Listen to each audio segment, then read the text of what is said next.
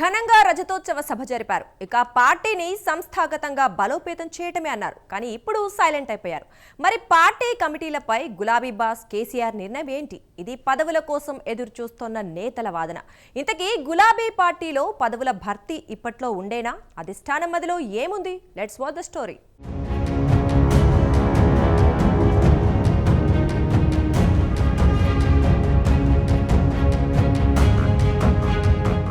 ఇటీవల బీఆర్ఎస్ ఆవిర్భావ దినోత్సవ వేడుకలు ఘనంగా జరిగాయి. రజతోత్సవ వేడుకల్లో భాగంగా ఎలకతుర్తిలో భారీ బహిరంగ సభను నిర్వహించారు.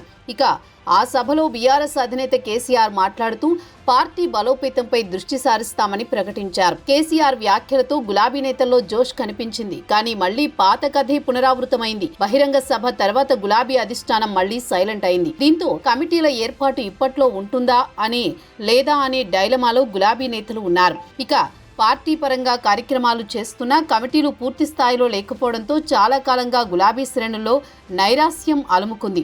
అయితే బీఆర్ఎస్ సిల్వర్ జూబ్లీతోనైనా కలిసి వస్తుందని అంతా భావించారు. ఇక పదవులు వచ్చుడు ఖాయమని సంబరపడ్డారు. సభలో కేసీఆర్ చేసిన ప్రకటన పదవులు ఆశించే వారిని మరింత ఊరించింది. కానీ అధిష్టానం మాత్రం ఆ దిశగా ఆలోచన చేయడం లేదు. దీంతో షరామామూలే అంటూ నేతలంతా సైలెంట్ అయిపోయారు.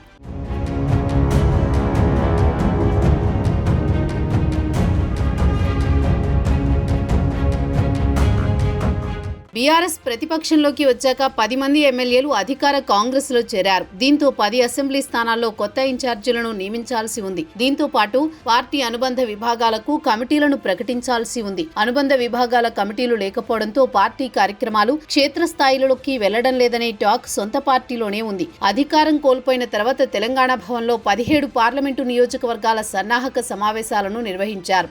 ఆ సందర్భంగా పార్టీ పునర్నిర్మాణంతో పాటు రాష్ట్ర వ్యాప్తంగా పార్టీ శ్రేణులకు శిక్షణా తరగతులు ఏర్పాటు చేస్తామని అగ్రనేతలు భరోసా ఇచ్చారు. ఏడాదిన్నర అయినా ఆ ఊసే ఎత్తడం లేదని గులాబీ వర్గాలు గుసగుసలాడుతున్నాయి.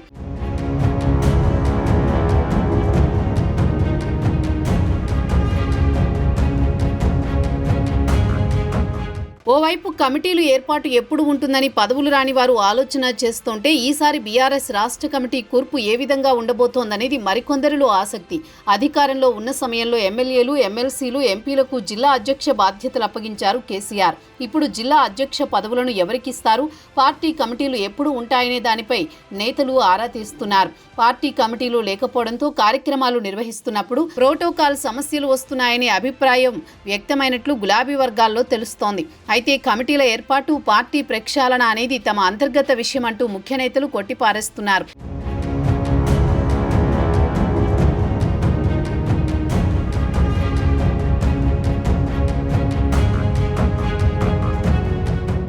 అధికారంలో ఉన్నప్పుడు పార్టీ నిర్మాణంపై బీఆర్ఎస్ పార్టీ ఫోకస్ పెట్టలేదు. ప్రతిపక్షంలోకి వచ్చాక అయినా నిర్మాణంపై దృష్టి పెట్టకపోతే పార్టీ బలోపేతం కావడం కష్టమనే అభిప్రాయం గులాబీ పార్టీలో వ్యక్తమవుతోంది. బహిరంగ సభ తర్వాత సభ్యత్వ నమోదు, పార్టీ కమిటీల ఏర్పాటు, జిల్లా రాష్ట్ర స్థాయిలో శిక్షణా తరగతులు ఏర్పాటు చేస్తామని గతంలో అధిష్టానం స్పష్టం చేసింది. అయితే ఇవన్నీ పూర్తి చేసిన తర్వాతే పార్టీ ప్లీనరీ నిర్వహించాలని గులాబీ బాస్ కేసీఆర్ భావిస్తున్నట్టు తెలుస్తోంది. మరి పదవుల కోసం నిరీక్షిస్తున్న నేతలకు గులాబీ బాస్ కేసీఆర్ తీపి కబురు ఎప్పుడు చెప్తారా, పార్టీ కమిటీలు ఎప్పుడు వేస్తారు అనేది చూడాలి.